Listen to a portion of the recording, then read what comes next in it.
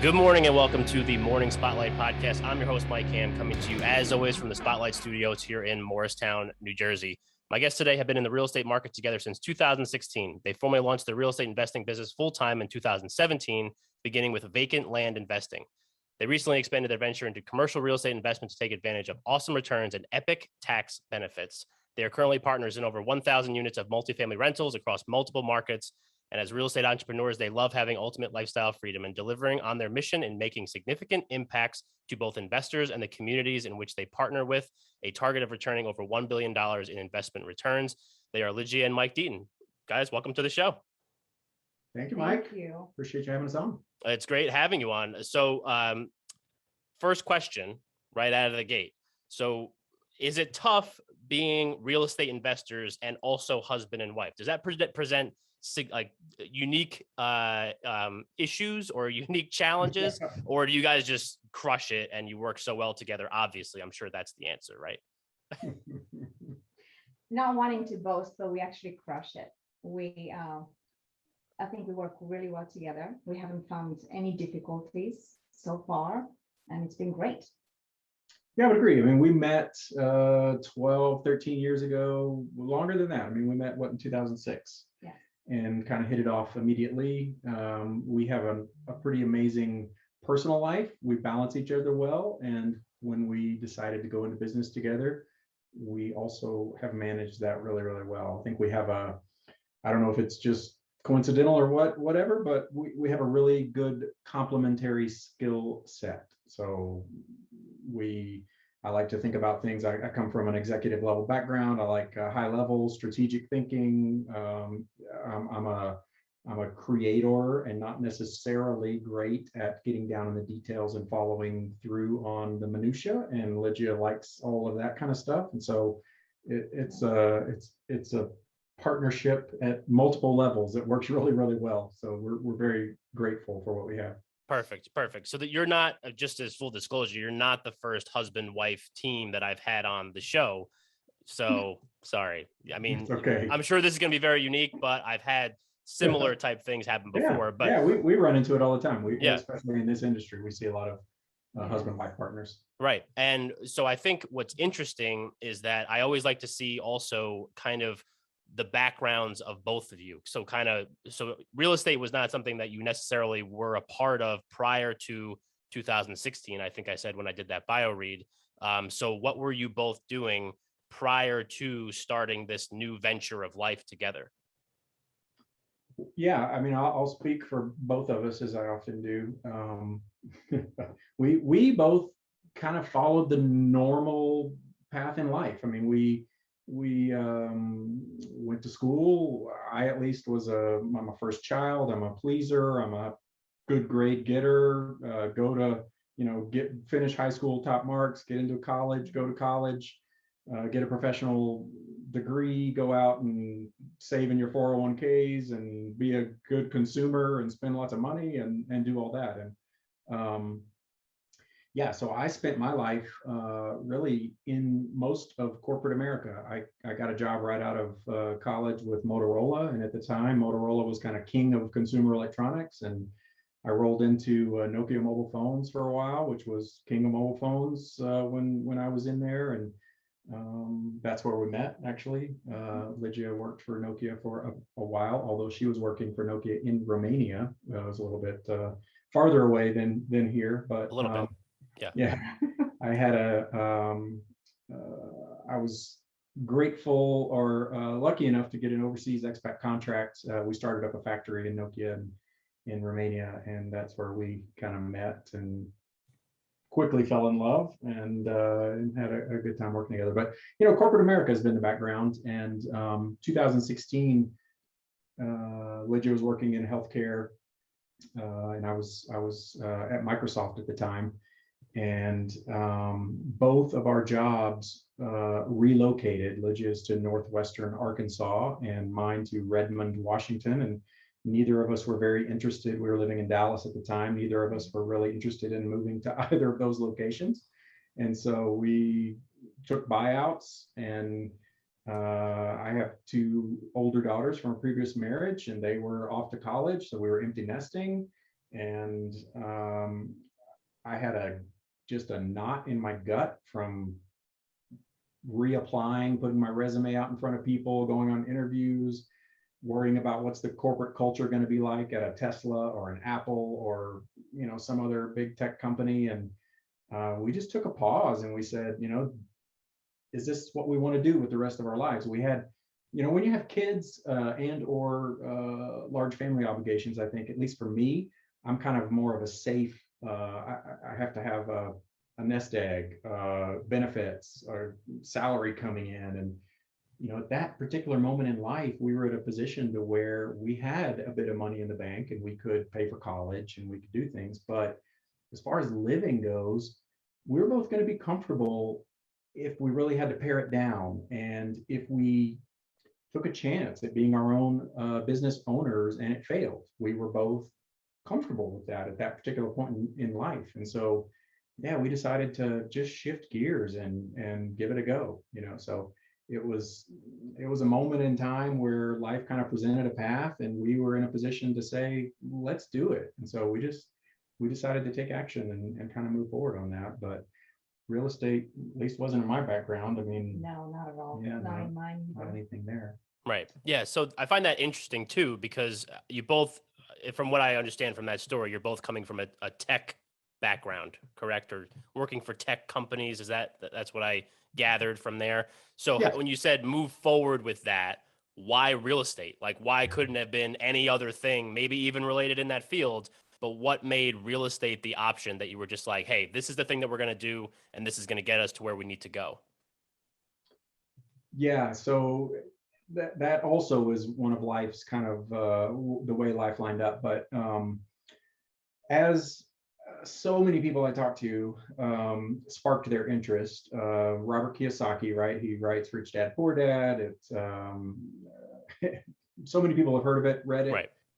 Rich Dad Poor Dad might be the most referenced word, like, thing on this show ever. Like, everybody that I've had on, particularly real estate, multifamily syndicators, people like that, Rich Dad Poor Dad is always one that somebody mentions at some point in that episode. So sorry. Yeah, I have no doubt. I mean, it's formative.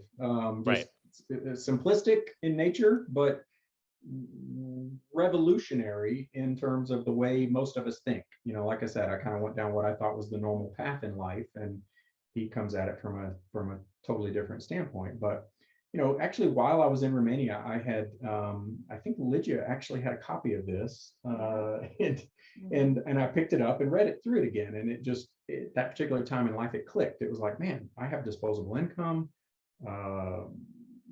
Why am I not pursuing more real estate? And so I began looking into ways to generate cash flow. It wasn't necessarily real estate specific, but how could I generate cash flow on the side? I listened to a couple of great podcasts and heard two different people that had gone into vacant land investing. And it's essentially land flipping. You buy it low, you sell it high, no improvements. And they were talking about just crazy triple-digit returns that they're getting on running this business. And so I looked around, I invested in a little toolkit that gave the basics of how to do this. I was working a full-time job at the time. Ligia was a full-time job at the time. I got it, I threw it on the back desk, and it just started collecting dust. And so when we found ourselves in this position in life, we had superficially looked at what this business model would be like. We just had never taken action to do anything about it. And so we decided to give it a go. And so we just dived a little deeper into it. We explored a boot camp in more depth on how to do it. And we signed up for a coaching package to help. We decided if we're going to do this full time, we should get professional mentorship and accelerate our business growth, and it just kind of took off from there. So that sparked the interest in real estate. And then, fast forward a couple of years, we actually were making really good money in this business, and it still pays the bills today, largely. But we had a huge tax bill. Like, 2019, we were both shocked. We were like, what is this all about? And so, we revisited a little bit of education. Robert Kiyosaki, Tom Wheelwright, his CPA, has written a great book on how to minimize or eliminate your tax bill. And largely it's through commercial assets, right? With depreciation, you can offset your income. We were both real estate professionals as well, which gives added benefits in terms of tax depreciation. And so, yeah, we got into multifamily as our vehicle to diversify our income stream, but also to really leverage the great tax benefits there and minimize our tax bill. So yeah, it was it was really, real estate wasn't necessarily the end at the beginning, but it quickly became, one of the easiest ways to generate cash flow, great returns, and some pretty awesome tax benefits. Absolutely. Yeah. So can we talk a little bit more about the vacant land investing? Because that's actually something that we've never talked about on this show. Yeah.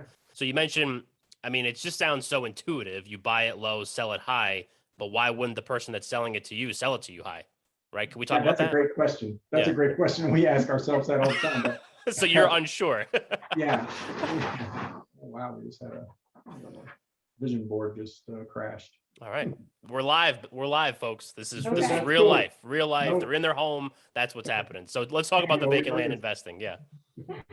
Yeah. So the vacant land investing model at its core is really so you find a market similar to other real estate places. And so a market in this particular field could be anything. It depends on what you want to niche in on. For us, it's rural vacant land. And so West Texas, massive amounts of vacant land parceled up, individually owned.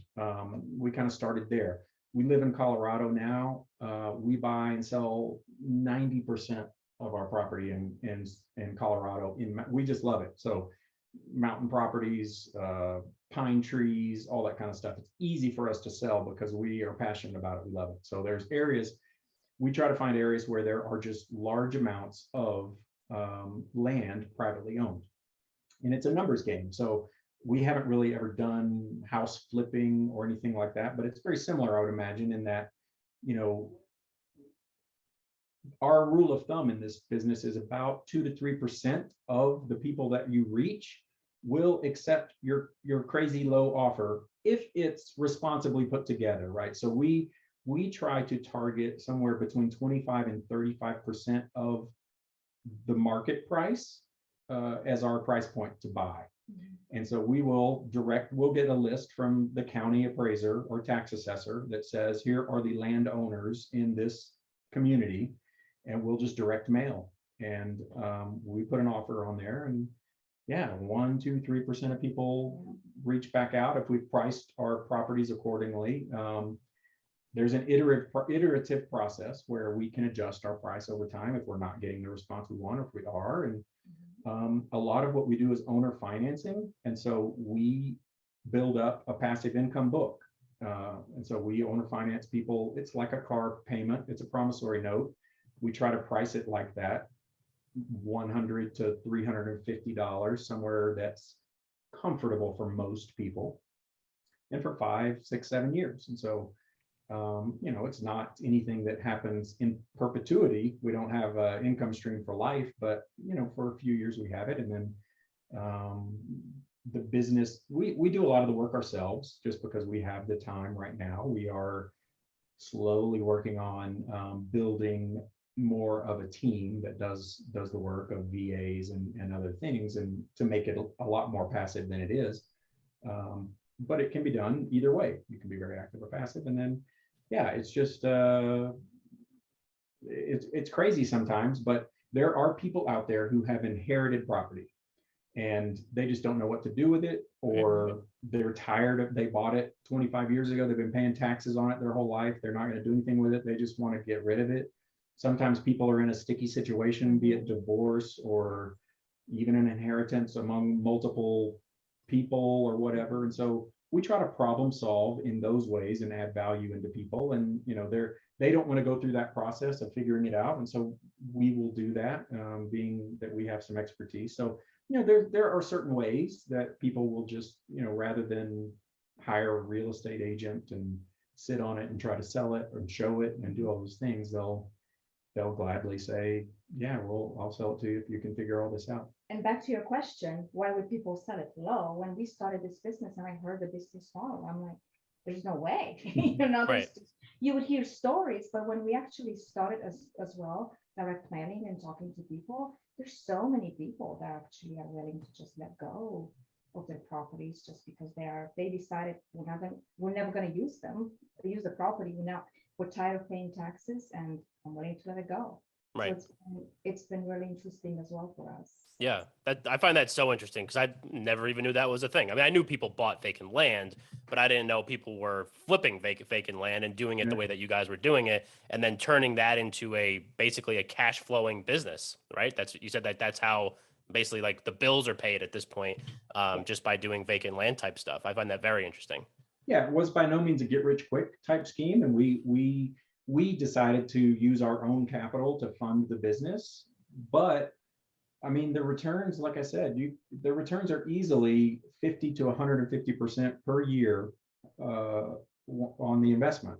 And so it's an easy business model to use borrowed money because you can get an interest rate for almost anything and make money on that property or line of credit or however you choose to do it. But yeah,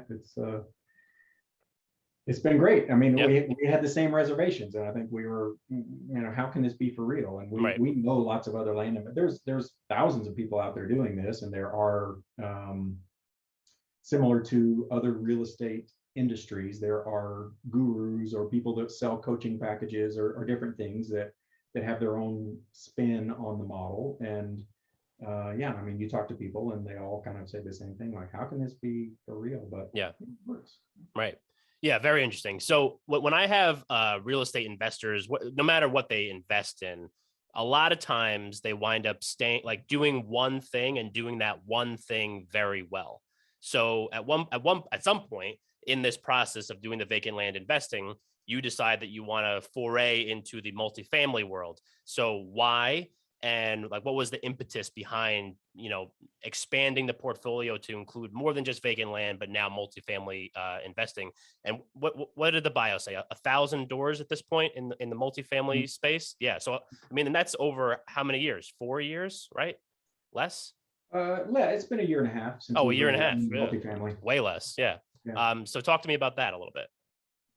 Yeah, so the impetus really was tax savings. So we started earning really good money off of the land business. There are really no tax benefits other than being a business owner. And so we started looking for ways to offset it. And we looked at really two vehicles, one being self-storage. Again, either a syndication model or buying, investing yourself, and or multifamily. And I can have a tendency to overanalyze. I can, try to find the perfect, which one's going to be the exactly right investment to step into. And at some point, we just had to say, okay, we're just going to pick one and go. And so we picked multifamily, and just with the knowledge or with the mindset that, okay, if it doesn't work out or we don't like it, or even if we like it and we want to pivot into self-storage later, we can do that. But really, it's a complement to income. And we when we talk to investors and potential investors, this is one of the main things. Even if you're a W-2 earner, there are ways to get into this exactly for that reason, to offset your tax bill, be it through investing in it personally through your personal accounts, or setting up a business, or running, you can do self-directed IRAs, or there's lots of different vehicles that you can get into it.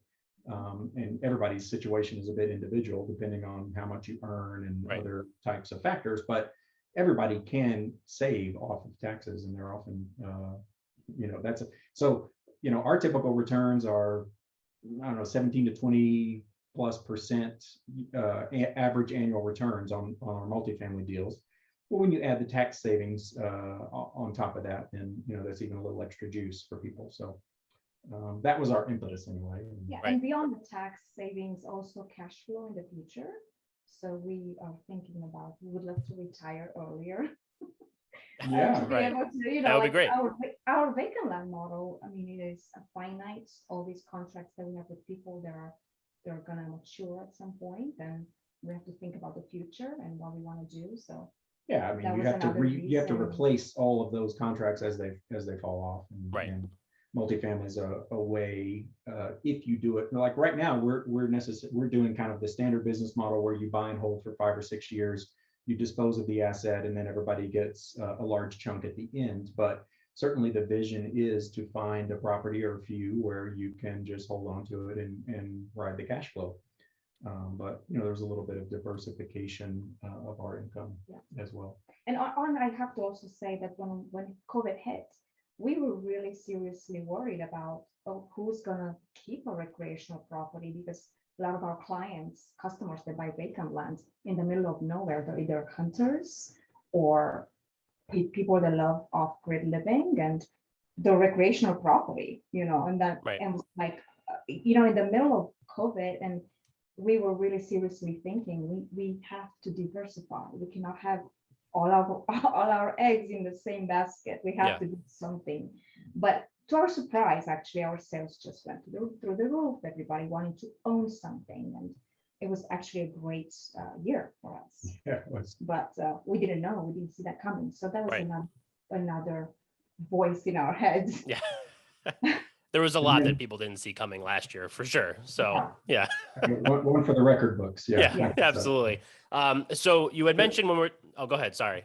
No, I was just going to say the second part of your question about, how we got into multifamily and now, investing in over 1,000 doors, was really, so we followed a similar business model to when we started our land business. We knew that we needed to find a group and a mentor and a coach. And so we started interviewing people that were in the industry and looking at different groups that are out there, syndication groups. And we found one that really fit our value set and what we were looking for. And so that has helped us tremendously be involved with a like-minded group of people that have access to a lot of deals. And so we began partnering, some with our own money, some with bringing other investors in it. There's different ways to do it. As I'm sure most of your audience knows, you can be passive investor, you can be more active side. Since we have time and are in the real estate business, we wanted to be on the active side of things and be general partners and ultimately find our own deals to lead and sponsor. And so, we've done a mix of both over the past year. That 1,000 units is a combination of some purely passive partnerships, and the majority of those are active deals that we're in. And now we're kind of well on the way to finding and sponsoring our own deals and bringing those into market now that we've kind of gone through a good learning curve and understand a bit more of the business model and have some experience under our belt. Right. Yeah. So we had talked about, when we were talking about the vacant land, you had mentioned West Texas, you had mentioned Colorado, where you guys live. I always find it interesting, especially talking to multifamily investors. Some people invest in I know one woman that lives in Idaho, she invests in like Alabama. And then I know another guy that lives in San Diego, and he invests in all parts of the country. Other people just do it right in their own backyard. Another husband and wife team I know do a lot of stuff in the Philly area, and they're from just over the border in Philly, from Philly here in New Jersey. So where are these multifamily properties? Are they more local? Are they more far away? How does that work? Are they kind of all over the place? So short answers, they're all over the place. We started with the mindset of, which is quite typical if you start to do reading and a little education. The predominant mantra is invest in your backyard, invest in an area that you know and or have family presence so that you have boots on the ground, right? And so for us, we live in Boulder, Colorado, which is a super expensive market for housing and or multifamily. We started looking in Colorado Springs for deals, which is, it's not a primary market. So we thought, okay, great. And we quickly found one that met the ROI numbers we were looking for. We went on a property tour. We sharpened our underwriting. We brought it to some of our group members and our coach. And, this deal was over 100 units and it was asking price $30 million. And so, the equity raise on that was going to be about $12 million in equity. And our coach quickly said, you're not going to raise that amount of money on your first deal. Right. It's just, it's a lot. I'm just telling you right now, it's not going to happen. Right. So And so we quickly had to pivot and just say, okay, we'll leverage the power of the group. And so we have a lot of partners that are in other markets. We're also a little bit flexible in that we can get to other markets. And so we started looking at Texas. We like, some of the secondary markets within Texas. Dallas and Austin and Houston are incredibly competitive markets, and it's hard to kind of build an in there. But there are other markets outside of those. Waco, Round Rock, San Antonio is a good market. It's a little bit hot. So we kind of started there, but a lot of the deals we've partnered in, Northwest Arkansas, we've got a couple of deals that we've partnered in a really high growth market there in Northwest Arkansas, the Midwest in Des Moines. So we're not locked in by any stretch of the imagination or as to where we invest. It's down to the market fundamentals. So, right. One of the really good things about investing in these larger multifamily syndications is we hire a professional property management company that does know the local market and is able to have on-site maintenance and leasing agents and management. And so, that really kind of opens the boundaries of where you have to operate when you can do things, unlike a single family or a duplex or something, right? Where then you've got to find your own person to go and do all that stuff. So right. We're not, it's really down to the market. It's, all the different market fundamentals in terms of, is it landlord friendly or not? What's the pricing? How's the rent growth? What's the economy look like? The employment base, is it diverse, or is it, a military based town or different things like that? We really look at more than how nearby to us it is. Right.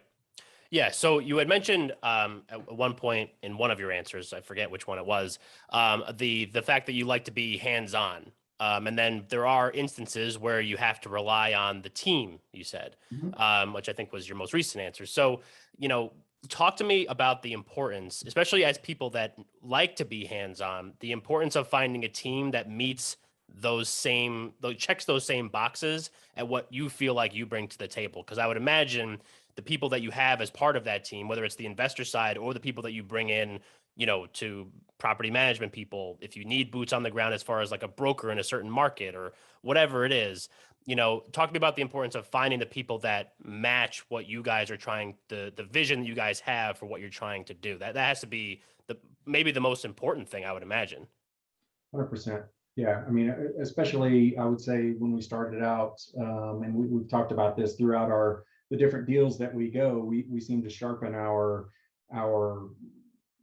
evaluation criteria, and it comes more and more to the team. And so, in these multifamily syndications, there are different levels and skill sets that come to each of these teams. There's a lead sponsor who's actually finding and acquiring deals, going out, meeting with brokers. There are experienced people that sign on the loan that have to have a certain net worth, liquidity, experience level. Capital raisers certainly bring equity into the deal, investor communications, and then, as you mentioned, the more tactical aspects of things in terms of a property management company. There's obvious specialists like legal, people that are putting together PPM documents and company structure, entity information, and then brokers finding lenders and things like that. I mean, we certainly lean very heavily on those specialists in finance, legal, property management. Where we like to really be on the more active side is in finding those deals, underwriting, looking at the market fundamentals. We've also recently really focused in on our capital raising. So that's, fundamental to every deal is bringing equity to be able to close it. And so that's something that we're leaning really heavily on in our background. But yeah, I mean, finding the right partnership is it's critical, and it's really difficult also because you can know someone, like, we're meeting, we might hit it off, we might not, we find certain things, but that's in a certain aspect, right? Then there's a very personal level. And once you enter a business relationship, you don't know how does this person handle conflict? How do they handle communication style with other people? Are they open? Or are they kind of, are you one of those people that I don't want to communicate the bad news? Or, those kind of things are really hard to stress test before you actually enter into the partnership. And we have spent a lot of time talking about, sometimes we enter into partnerships and we're like, we don't really know these people. And so, being a part of a group, a syndication group, has helped with that because we go to events together. We have some socializing together. We have Zoom calls. We get feedback from other team members. How does this person work? We can be a fly on the wall in deals that we're not even part of, and kind of see how people handle things. And so that gives us a little bit of an extra insight into business personalities, if you will. Right. And we have other, like, we know other group members, and a couple of them put it really well. It's like dating, like you meet people in the same group with the same goal, and you say, hey, let's take down a deal together, right? Let's work together in a deal. It's like really dating. You kind of see, okay, I can work with this person, and you kind of try to work and get into a business together. But then you realize after a while, do I want to move on with them, or let's part ways, be friends? Yeah. But, and then specifically these guys, they form the partnership together and they move on because they really like working together. So yeah. I think that trust takes time to build, obviously. Oh, of course. But in the beginning, there is this reluctance, like, how are we going to work with these people? Yeah. And you're not going to know until you try. Right. So. Exactly. Yeah, that's a great point. Yeah, because I think that's very interesting too, especially when people are investing in deals in different parts of the country. And if you ever need a good title contact, I swear I handle conflict very well. And I'll tell you the bad news because I know you need to hear it. So that's what I do for a living, in case you didn't pick up on that. So there's my shameless plug halfway through this episode, or a little more than halfway. Yeah, everybody needs one. You're going to need title insurance at some point, and I can do it anywhere. So just keep that in your back pocket for the end of this. But all right, so most of the people that listen to this show are between the ages of 25 and 35. So they're young professionals. They're either in a corporate 9-to-5. They're either new to real estate. They're in the real estate business, but they're still very new to it. As people that have gone through, you said you went through a transitionary period in life, and now you're in real estate investing. That still counts. I mean, that's still what a lot of these people are trying to do, in moving into a different maybe area of life or business or whatever. So talk to me about maybe some best first steps to go about getting yourself started in the real estate world, be it vacant land investing, be it multifamily syndication, because I think a lot of people, and I am sometimes one, get scared off from the syndications and stuff like that, or just real estate investing in general, because people that come on this show, other shows, other real estate podcasts talk about it, write books, write articles, whatever. It's like, well, you need to bring $25,000 to $50,000 to the table, or don't even bother. And everyone's like, if they're 25 years old, what 25-year-old has 50 grand just sitting there ready to just shell out to a real estate deal? So I think that people get scared off, but if you never start, you're never going to get there. So it's like this cycle, you know what I mean? So talk to me a little bit about that. Like what are some ways that you can get yourself started and educated and all that kind of stuff, and kind of go from there? May I start? Yes, please. Okay. No worries. Well, what I have to say that we wished we started way early. Right. Way earlier. Yeah, I mean, we have these conversations. It's a tricky thing. It's a bit paradoxical, as you just indicated. Like I wished I would have started at 25, but realistically at 25, did I have 25 or 50,000 in disposable money to invest in something? No, and so. But you did mention, education. That would be my first, is just expose yourself to the different opportunities that are out there. Look at some different paradigms, if you will, of how things can work, because I think society molds us very heavily into this, 9-to-5 mindset. That's just how it's done, right? You graduate, you get a salaried job, and you just go after promotion. Maybe you job hop here and there or something, and do things. And that's at least been my mindset. And as a parent of 2 young ladies that are at the workforce age, I see that happening in them. I think there is a lot more of this gig economy and freelancer mindset nowadays that it can be beneficial, but at the same time, the infrastructure is not really set up for those people to succeed as, I'll say, easily as if you're in a corporate environment. But just because of healthcare, because of retirement type structure, those are kind of provided for you in larger companies, and it's really hard to do that on a freelance side. But education is kind of, that's what opened my eyes in terms of, wow, there are different options out there in terms of being a business owner, and there's a lot of advantages to doing it.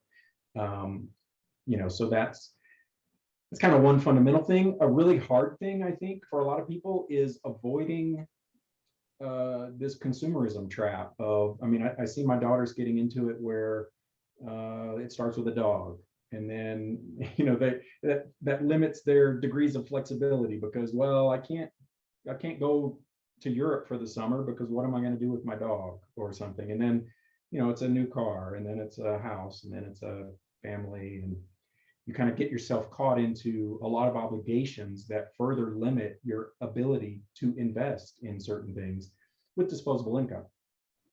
But as you'll quickly find out once you start doing some education, it doesn't, the old adage of it takes money to make money, while it may be true in some instances, it doesn't have to be the truth, right? You can have side hustles. You can start small. Land investing can be done really with zero money. You can use somebody else's money just as you can in investing in a single family home or something. You can structure deals such that you kind of buy with the promise of selling, and there are creative ways to do things to get into deals. Yes, multifamily syndications usually have a floor of $50,000 or something. So it can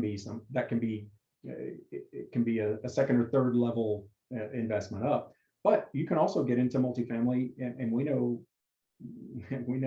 some brothers that are 21, 2, and 5 that are hustling, right? They're out there being active members, which you get a percentage for doing some of the upfront work, and it doesn't require an investment. So there are creative ways. You just have to really kind of be out there looking for it, and it gets really hard. I found this hard as an employee. I was working 10-hour days. I felt guilty if I was doing something. If I'm looking for another opportunity, I'm kind of a loyalist, and I feel like, well, I should be investing that time in the company I work for. And so for us, I think it was important to kind of burn the boats and just go in. And so, then it was at some point we were like, okay, great, now we can go all in this direction. But that's down to personal level. I think for a lot of people, probably the safer play is to do something on the side while you're doing it. Get a freelance gig. It's pretty easy these days. But it can be intimidating. And so I think that's where if you have a coach or that's kind of a formal sounding word, but if you have a cheerleader or somebody in your life that can help encourage you to take certain steps, whether it's a partner or a friend or something. It's so easy nowadays to set up a copywriting type side business where you do a little bit of writing on the side, and you can take so many write-offs, right? You can buy a laptop, you can do a bunch of things for your business if you set it up and just start to build some money. There's lots of low entry ways to invest in terms of decentralized finance and different things. So it really just requires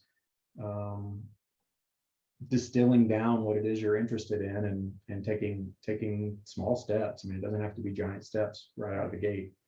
And I'd like to add, obviously education, and surround yourself with people that have done this and they're successful. A successful leaves clues. And even talking about these 3 guys that are in our group, our wonderful group, that are in their 20s. They are hustling out there. They're like so creative, finding ways to put posts on TikTok or to invest, because they even said our audience, our friends are 20 years old. They're in their 20s. They don't have the capital to invest in something, but they're networking and they're partnering with people that have money. And so, I think it's very important to surround yourself with people that have the same mindset and they see ways to do things. Definitely. Yeah, no, a lot in there that I really liked. Burn the boats. That's one of my second favorite saying of all time. The network thing to me is the most important thing. I mean, so selling title insurance, especially here in New Jersey, literally my whole business is built on relationships and service. Because here in Jersey, you know, and a lot of other states, I think the majority of the states in the country, all the rates are filed. So it's not like you can compete on price. It's just relationships and service. So who you know and how good you are at your job. And so that's why this started. That's why I like right after this, I'm going downtown in the town that I live in. I'm running a networking event. We're doing different things like that, just to get more people active and talking and doing all that kind of stuff like that. So that, I mean, a lot in there that I really like. And then just surrounding yourself with the right people, because people want to do business with people that they know, like, and trust. It's the most cliche thing of all time, but it is the most true thing of all time. Yeah. So absolutely. So, all right. So as we get closer to the end of this episode, I'm always interested to ask also about goals. So you guys have been doing this since 2016, 2017 in the multifamily space for the last year and a half. What are some things that you're hoping to accomplish over the next year, 2 years, whatever? Well, we really would like to be part of syndicating our deals, obviously, be part of more deals than we have been, and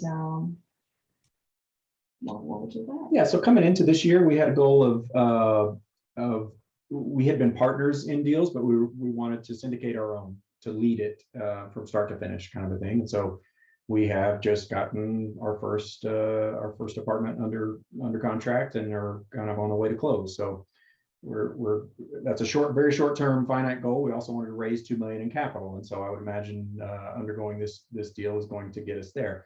More longer term goals are about we set a goal in terms of our capital raising business to give back $1 billion in returned investment, right? So we want to give $1 billion back to our investors, and that's through deals that we partner in. We bring investors alongside of us to invest, and then deals we lead ourselves, we're obviously going to raise the equity there and return a healthy returns over 4, 5, 6 years to do that.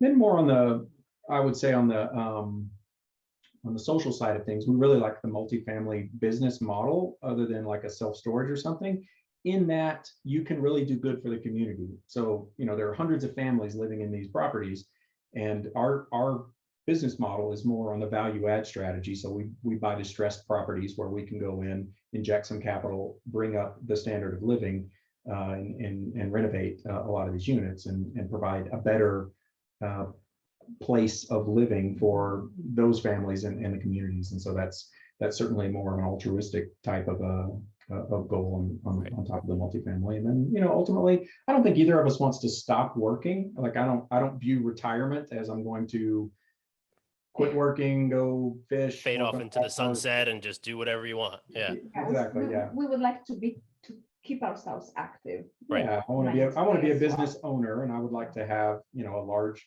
business. I think you mentioned a little bit about legacy earlier, but it's something that we talk about. I'd love to get my family involved in it, but you know, that's up to them to also spark the interest, and they definitely are jealous of our lifestyle, but we're still trying to pull them into the family business. Right. So. Right. Awesome. Was the vision board that went down earlier in this episode, is that part of the goals thing, or is that separate? Is that like a different vision?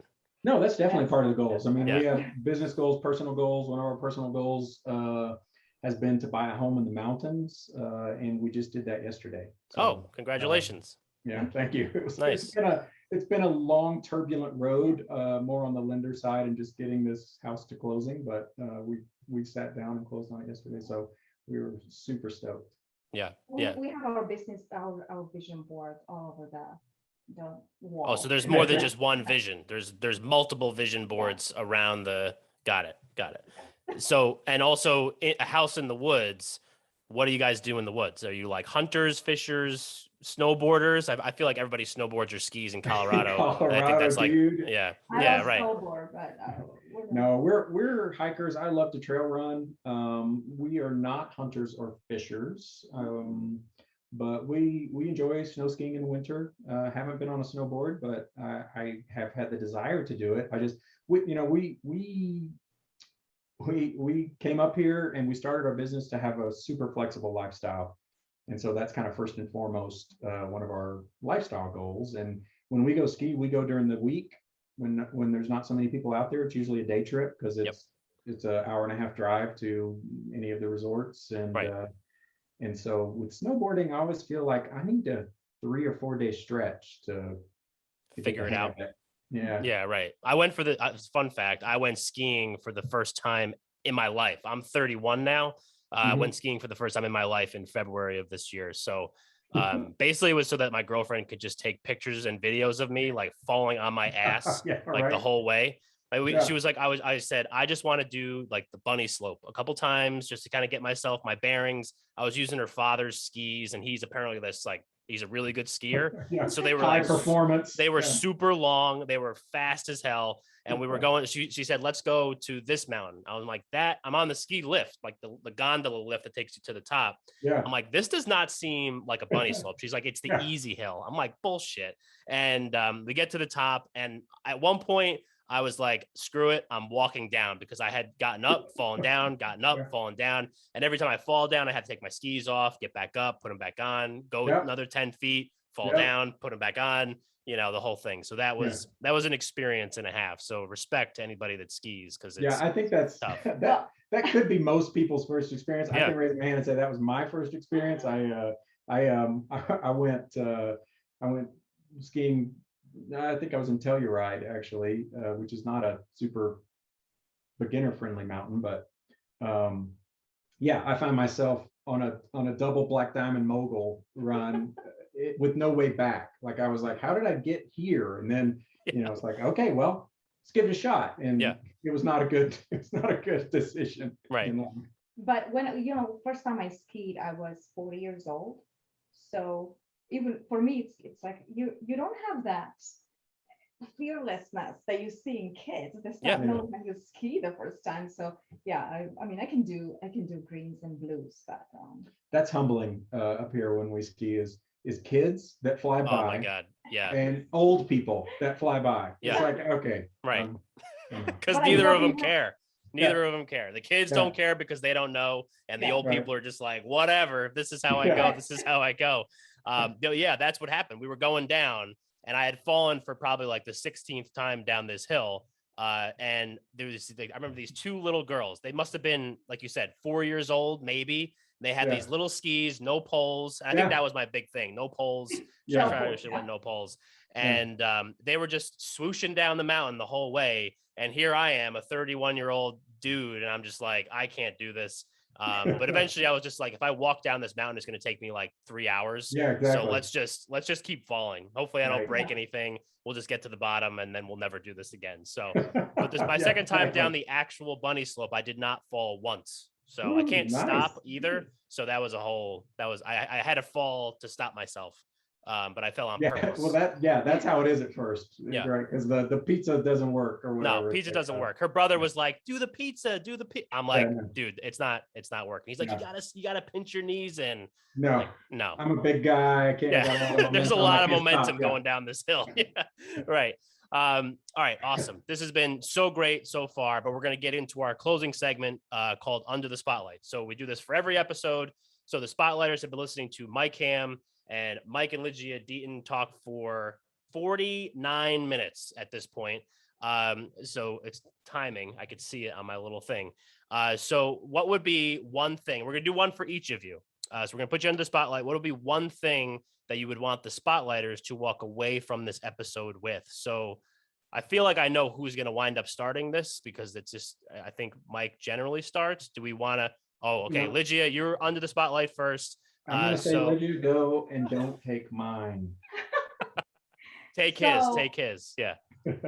So one thing, it's like, don't delay taking action. Don't delay following your goals and take action. Because many times, we think, oh, I'm going to do this in 2 years. I'm going to think about it. It's always around the corner. But life is short, and it's important to take action. Fantastic. And it doesn't have to be big right out of the gate, right? Just pick up a And book. it doesn't Yeah. have to be perfect, because you Mm. learn while you walk. And Exactly. Right. You learn by going down the larger mountain and falling on your ass a Yeah, bunch of that's times, right. and then eventually getting to the bottom. That's how you do it. That is perfection. That's actually. such a good tie-in. That's how we run a good That's show right. here. It's Yeah, just yeah. all That's about good. the transitions from one segment to the next segment. So tough act That's to follow. perfection. That's perfection for your girlfriend's social media. Exactly. Yeah. Right. Yeah, I'll make sure she puts that on there. But all right, Mike, you are now under the spotlight. So what do you have for us? I have to come up with a new one now. Yes, you do. Now, I would say, one of the biggest things I can say is take the time, as they say, to know thyself, right? So take some time and understand what you want out of life.